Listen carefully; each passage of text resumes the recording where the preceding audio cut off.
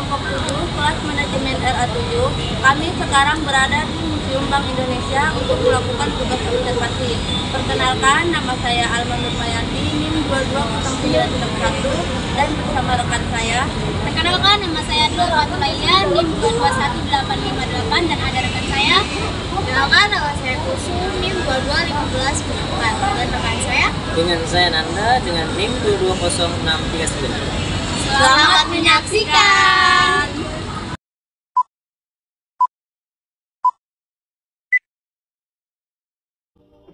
Halo guys, di sini siapa sih yang belum tahu dengan Museum Bank Indonesia? Lalu apa saja yang kamu ketahui tentang Museum Bank Indonesia? Mari kita bahas sejarah singkat Museum Bank Indonesia.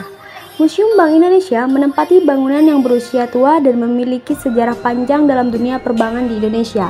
Museum ini dulunya merupakan sebuah rumah sakit, lalu kemudian digunakan menjadi sebuah bank pada tahun 1828. Nah, museum ini diresmikan untuk umum pada 21 Juli 2009 oleh Bapak Presiden, yaitu Bapak Susilo Bambang Yudhoyono, yang telah diprasastikan di gedung lantai 1.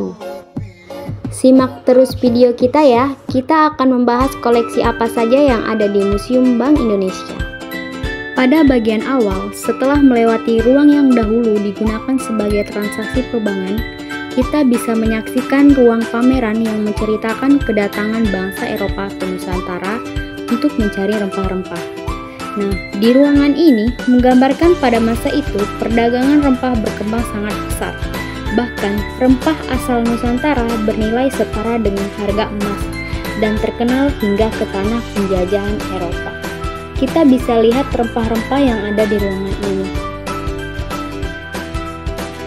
Di ruangan ini pula terdapat replika kapal yang bernama kapal Jung Java yang digunakan oleh nenek moyang kita di masa lalu untuk mengarungi samudra dengan modal keberanian untuk berdagang rempah-rempah. Menurut kakak yang mendampingi kami, dulu kapal ini sudah berlayar sampai ke dasar Afrika. Wow, coba kalian bayangin, kapal ini nggak pakai mesin loh, tapi kapal ini bisa sampai ke Afrika untuk berdagang rempah-rempah. Gimana nih menurut kalian? Nah, ini adalah ruangan bersejarah. Berbicara tentang ruangan ini, yang terlintas di pikiran kalian pasti sejarah pada zaman dahulu. Iya nggak? Nah, kami juga baru tahu loh kalau ruangan sejarah ini baru diresmikan bulan November lalu pasca renovasi. Salah satu alasan kenapa ruangan ini melakukan renovasi adalah untuk menarik minat anak muda dan generasi milenial agar mau datang ke museum ini. Emang apa sih yang spesial? Ya, desainnya emang kekinian banget. Koleksi di Museum Sejarah Bank Indonesia dan Keuangan Indonesia ditampilkan dengan teknologi yang kekinian dan pastinya instagramable.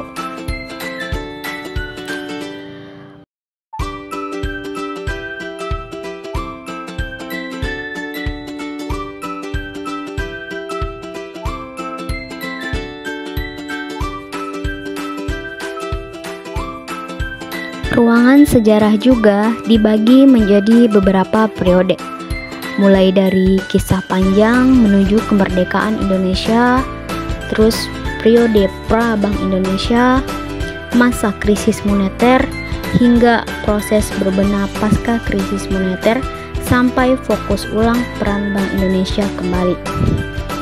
Semua informasi yang disajikan lengkap dengan visualisasi yang memanjakan mata kita.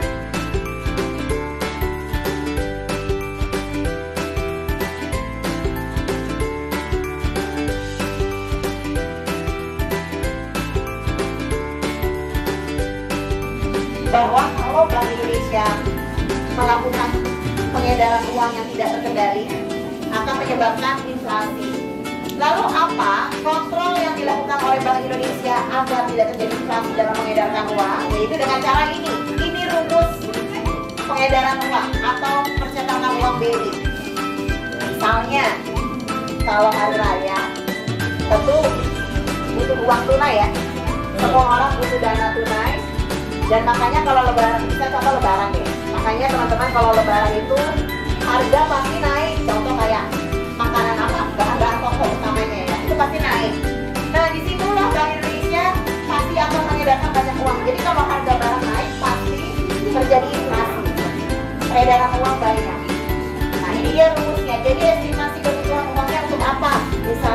raya.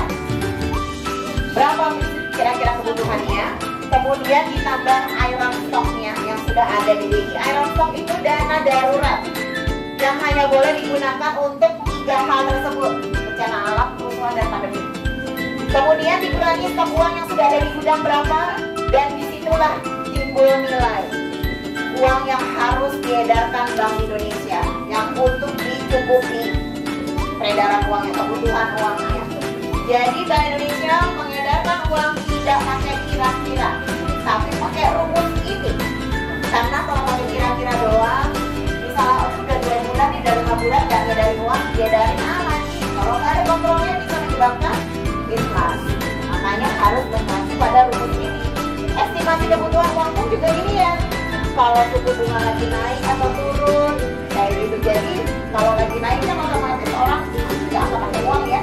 Jadi pengedarannya atau yang diedarkan lebih sedikit. Next, kita berada di green room. Sesuai dengan namanya, ruangan ini didesain dengan cat dan atribut serba hijau. Kenapa lebih memilih warna hijau? Karena warna hijau dianggap membawa aura positif. Hal ini menyebabkan timbulnya ketenangan pikiran untuk mengambil keputusan. Ruangan ini dulunya digunakan untuk meeting para direksi Bank Indonesia. Namun sekarang fungsi ruangan itu telah menjadi ruangan administrasi pusat.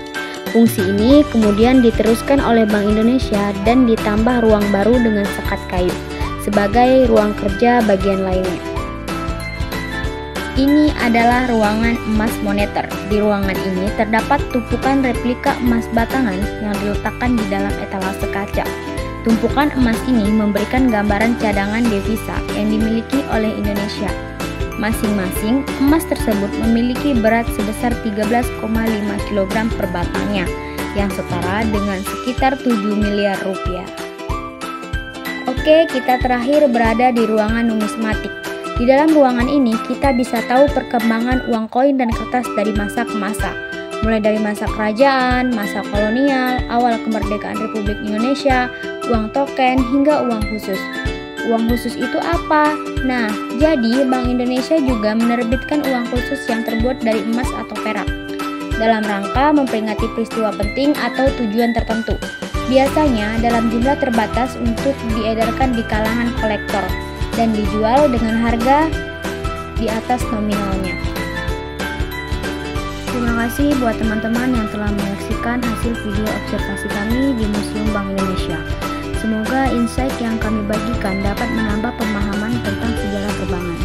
Saran terbaik kami untuk terus mendukung kegiatan edukatif seperti ini. Sampai jumpa